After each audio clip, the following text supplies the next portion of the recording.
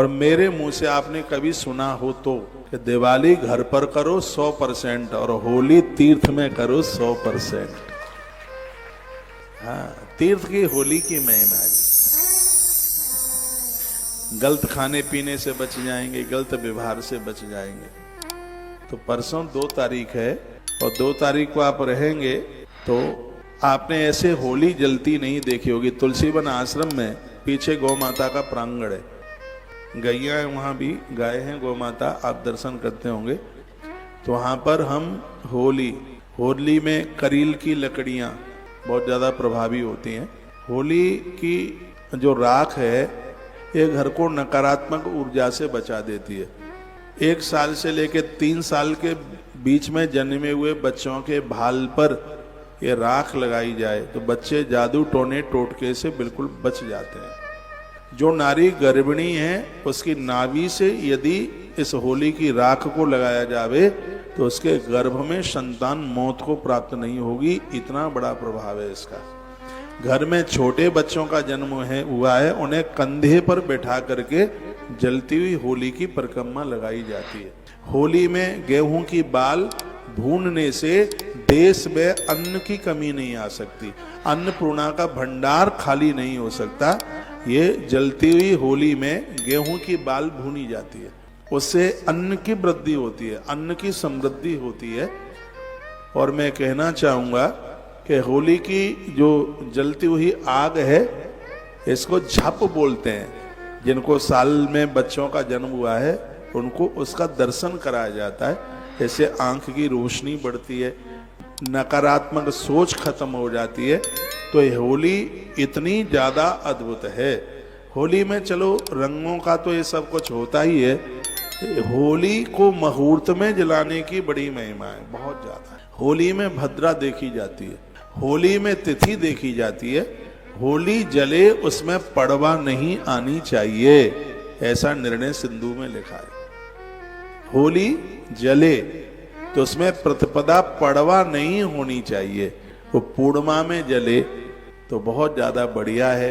यदि नक्षत्र भी मिल जाए होली के लिए, नक्षत्र पूर्वा फाल्गुनी, जैसे श्रवण नक्षत्र चाहिए रक्षाबंधन के लिए, श्रवण नक्षत्र, जन्माष्टमी के लिए रोहिणी नक्षत्र चाहिए। उसी प्रकार से होली को नक्षत्र में देखा जाता है। लेकिन यदि नक्षत्र पड़वा में हो रहा है तो नक्षत्र छोड़ करके तिथि में ही होलिका दहन करना चाहिए। अब के बार पूरे देश में होली 2 तारीख को जलाई जाएगी। उसके लिए वीडियो प्रमाण के साथ मैंने भी डाला है। मैंने भी बोला है कि 2 ही तारीख को होली जलाएं, इसलिए क्योंकि एक तो प्रदोष काल में पूर्णिमा नहीं है 3 तारीख को, और होली के लिए प्रदोष काल बहुत ज्यादा विशेष माना जाता है। तो उस दिन वो होली में एक प्रदोष काल नहीं है, और दूसरा फिर संध्या के समय में उसमें पड़वा आ रही है, प्रतिपदा आ रही है। तो होली जलाने के लिए प्रतिपदा बिल्कुल ठीक नहीं है।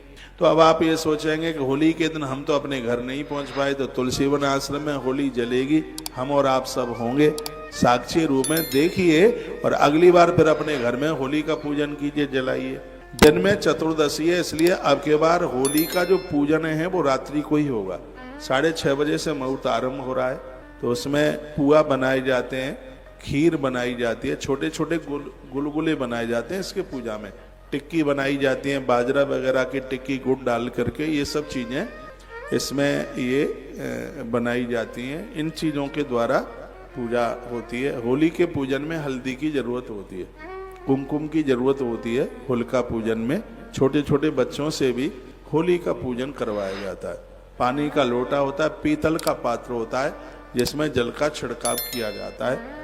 और उसके तत्पश्चात में घर का कोई वृद्ध है उसके द्वारा होली जलवाइए। कोई दादा है, कोई वृद्ध है, कोई महात्मा है, कोई गुरु है, होली उनसे जलवाई जाती है। या और कोई गांव का कोई ऐसा है, वैसे गांवों में होलिका दहन करने वाले लोग होते हैं, तो उनके द्वारा यह होली जलवाई जाए तो इससे नकारात्मक सोच, नकारात्मक ऊर्जा समाप्त होती है, वही मनुष्यता समाप्त होती है।